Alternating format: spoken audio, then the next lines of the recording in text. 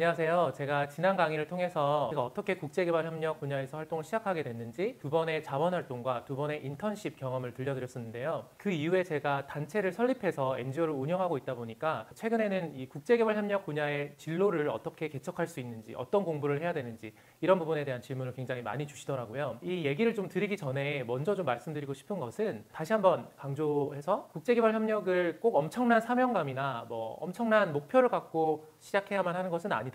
그리고 내가 특별한 실력이 있거나 특별한 재능이 있어야만 또 할 수 있는 분야도 아니다라는 거예요. 그래서 너무 이렇게 부담을 갖지 말고 이 분야를 좀 바라봐 주셨으면 좋겠고, 크게 이제 보자면 두 꼭지가 있을 것 같아요. 하나는 결국 전공 분야, 공부를 하는 부분이고, 두 번째는 이제 현장을 경험하는 이 두 가지 꼭지가 사실은 필수적으로 국제개발협력에 필요한 부분인데, 첫 번째로 이제 공부를 하는 부분을 어떻게 하는지를 한번 말씀을 드리도록 하겠습니다. 작년에 저희 단체에 이제 그 직원을 한번 채용해야 돼서 저희가 면접을 보고 그런 과정을 거쳤었는데, 그 경험을 바탕으로 이제 짧은 영상을 하나 찍어서 올렸었어요. 그런데 이후에 이제 굉장히 많은 분들이 그 영상을 보시고 거기에 댓글로 제가 이런 전공을 하고 있는데 활동을 어떻게 할 수 있을까요? 어떤 기관에 진출할 수 있을까요? 이런 부분을 굉장히 많이 남겨주시는 걸 보면서 이런 부분에 대한 정보가 굉장히 부족하고 궁금한 점이 되게 많으시구나 라고 이제 알게 됐습니다. 결론부터 좀 말씀드리면 국제개발협력 분야는 굉장히 방대하기 때문에 사실 거의 모든 전공의 영역이 다 적용될 수 있는 분야라고 볼 수 있겠어요. 그래서 내가 이 전공을 하고 있는데 내 전공은 국제개발협력과 별로 상관이 없는 것 같은데 이런 걱정을 하고 계시다면 그런 걱정은 좀 내려놔도 되실 것 같습니다. 예를 들어 제 이야기를 좀 드리고 싶어요. 저는 학부에서 철학과 심리학을 전공했습니다. 잘 아시는 것처럼 다 이제 인문학 또 사회과학 분야잖아요. 흔히 생각하실 때 국제개발협력 분야에서 도대체 철학과 심리학을 가지고 뭘 할 수 있을까라고 생각을 하실 것 같아요. 사실 저는 대학교 때 처음 전공을 선택할 때는 국제개발협력이나 NGO 분야에서 전혀 일할 거라고 생각을 못했기 때문에 그런 걸 염두에 두고 선택을 했던 것은 아닙니다.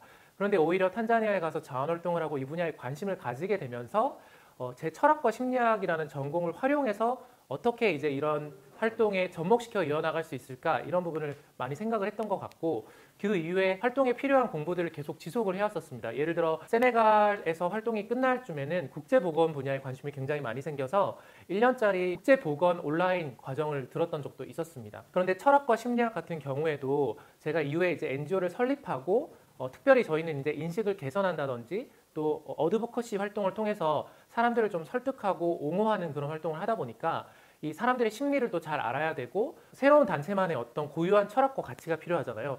그런 부분에서도 제 전공이 의외로 도움이 많이 됐던 것 같습니다. 그래서 어떤 전공이 꼭 유리하고 어떤 전공은 유리하지 않다라고 말씀을 드릴 수는 없을 것 같고요. 또 많은 분들이 이제 좀 오해하시는 부분 중에 하나가 국제개발 분야에서 일하려면 꼭 국제개발학이나 정치 외교학, 사회복지학 같이 좀 직접적으로 누군가를 돕는 또는 국제 이슈와 관련된 전공을 해야 되냐고 물으시는 경우도 많은데, 당연히 그런 전공을 하신 분들도 가질 수 있는 강점이 많지만, 예를 들어 저희 기관에서 일하시는 분들을 보자면 시각 디자인을 전공하신 디자이너 분도 계시고, 도시 개발학을 하신 분, 또 경제학, 경영학, 또 유아교육과를 전공하신 분들도 계세요. 이렇게 전공 분야가 굉장히 다양하잖아요. 그리고 국제개발협력이나 이 NGO 분야도 결국에는 어떤 조직이기 때문에 기본적으로 조직이 돌아가기 위해서 필요한 핵심적인 역량들은 다 필요하게 됩니다. 예를 들어 총무 업무를 보시는 분도 필요하겠죠. 그리고 돈을 쓰고 회계, 재정 업무를 담당하시는 분도 필요할 것이고, 또 단체를 홍보하기 위해서 홍보나 마케팅 업무를 하시는 분도 필요하게 되죠. 외부 기관과 협력해서 일하다 보니까 커뮤니케이션 능력이나 대외 협력을 잘 하시는 분들, 또 이제 돈을 모으기 위해서는 후원이나 펀드레이징을 잘 하시는 역량도 굉장히 필요합니다. 그리고 최근에는 많은 분들이 영상을 제작하고 또 영상을 보시기 때문에 단체 활동을 알리기 위해서 영상을 제작하는 능력, 또 디자인을 하는 능력, 그리고 이제 거기에 더해서 현지와 소통을 하면서 업무를 하기 위해서는 당연히 외국어를 잘하는 분도 필요하겠죠.